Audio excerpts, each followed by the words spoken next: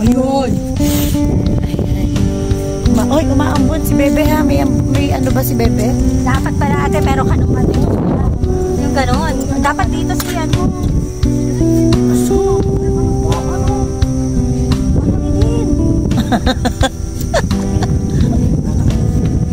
Bato. Yung pagsalang. Saklang.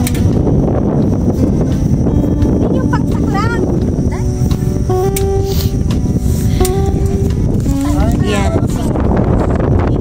Where's the mountain? Tuloy ako matandang sinaunang. Para tuloy ako matandang sinaunang nakayup yun din. Tsaka lang. Biglang, sabi ko pa naman, Ma'am Rochelle, magdala ka pa daw ng jacket para kay Bunso, kay Rosan. Sabi ko, magdala ka Ma'am Rochelle ng jacket para kay Bunso. Ako palang gagamit. OMG. Parang director's chair. Bakit chair? Dito ito ang pinakang landing point. Ayun, saan? Makatayo eh. Dito kami hanggang sunset.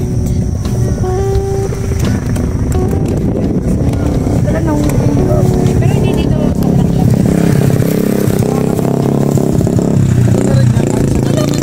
Di pagka na tagbagyo, talagang bagyo din, no? Pero ano, hindi bumabaha dito siguro kasi ang taas eh. Tingnan mo ngayon. Yan guys. Andito po kami ngayon sa landing point. Napakalamig, grabe. Number 10. What's up? Kaway-kaway. Lamig.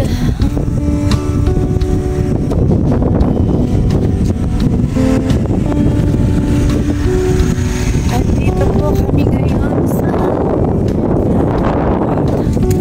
grabe, lamig. Para din na sa Baguio. Ay!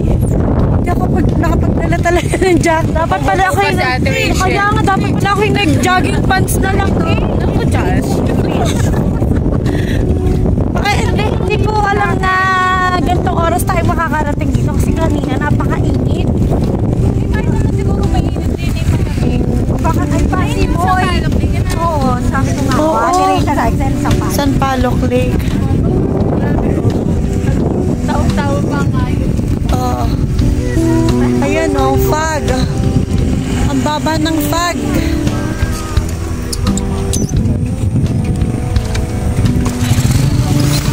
Binalutan ko tuloy yung akin. Naka ano pa naman ako, naka skirt. Ganito pala kalamig dito. Anong oras na? Ma'am Rochelle? Ma'am Rochelle, anong oras na? Anong oras na? Ako, may lang ako nagtatanong. Nag-aalas 5 na pala. Okay, isang beses sa tayang. Kasi wala siya. Oo. Oo. Tinigil ka doon.